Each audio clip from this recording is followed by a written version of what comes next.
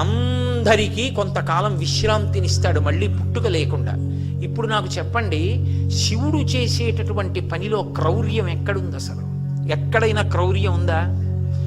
ఆయనంతటి మహోదారుడు లోకంలో ఇంకొకడు ఉండడు. ఎందుకని అంటే లోకమునకు తండ్రి ఆయన దయ అటువంటిది. అనుశాసనిక పర్వంలో పార్వతీదేవి అడిగింది పరమశివుణ్ణి, కావాలంటే మీరు మహాభారతం ఇంటికి వెళ్ళి చూడండి.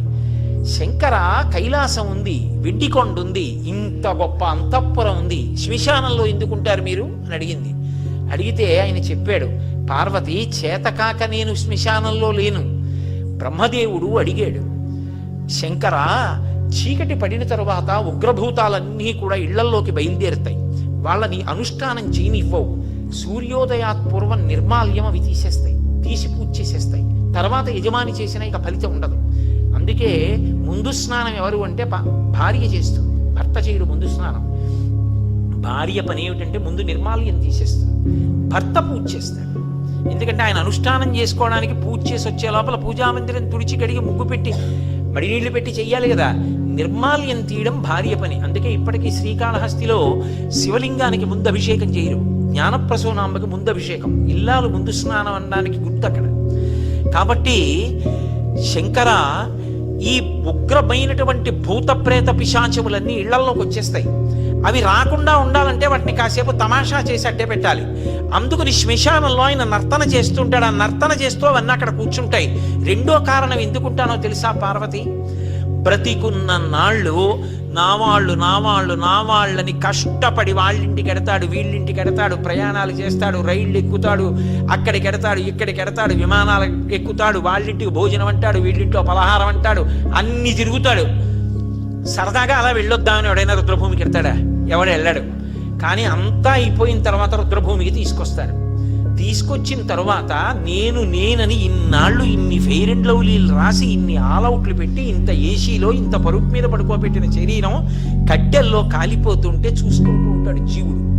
నిత్యమా జీవితము నీటిపై బుగ్గ, కల్లరి బొమ్మయవు కాయమ్మునొల్లా, అద్దె కొంపల బోలు ఆ భోగముల్లా, కనుపించు దొంగలవు తనయుల నొల్లా, ఎందుకీ భోగమ్ములెందుకీ మురుపు, ముందు చావుండంగమురియంగనగుని అంటారు శివమానస పూజలో. ఏడుస్తూ నిలబడతాడు, చీకటి పడిపోతుంది, కపాలమోక్షం అని తల పగిలిపోయి చప్పుడు వస్తుంది టప్ అని. కాటికాపరి సంజ్ఞ చేస్తాడు, వెళ్ళిపోండి అని.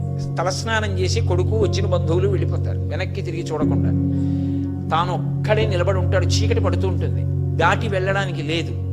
అయ్యయ్యయ్యో, వీళ్ళందరినీ నమ్ముకున్నాను, మా ఆవిడని ఇంత పిచ్చి పెట్టుకున్నాను, కాయము వీడి జీవుడితి కంపిత చిత్తత నీగు చుండబో నాయన యంచు ఎచ్చు నిజనందన నందినులైనుగా నికందోయిని భస్మముల్ తొలుత దుఃఖమహంబుని సొచ్చు పత్నియన్, కాయము వీడి రారు కథ చేసిన కర్మము పుణ్యము తప్ప శంకర అని ఏడుస్తుంటే ఓదార్చడానికి ఒక్కడుండడు పార్వతి. చచ్చినవాడు 100 మాటలు చచ్చిపోతాడు భయంతోనని, నేనున్నాను రా, బెంగ పెట్టుకోకు, ఇంకొక శరీరం ఇస్తానులే, ఒళ్ళు దగ్గర పెట్టుకో అని ఓదార్చడానికి అక్కడ ఉన్నాను. అంతేకాని నాకు ఇల్లు లేక ఆవాసం లేక అక్కడ లేనివాడను కాను ఈశ్వరి, తండ్రిని, నా దయ అది అన్నాడు. అంతటి మహానుభావుడు ఆయన. దయ మనకి ఎరుకలోకి వచ్చిందనుకోండి, ఆయనతో అనుబంధం తెలిసిందనుకోండి, ఒక విషయం అర్థం అవుతుంది. ఆయన శాశ్వతుడు.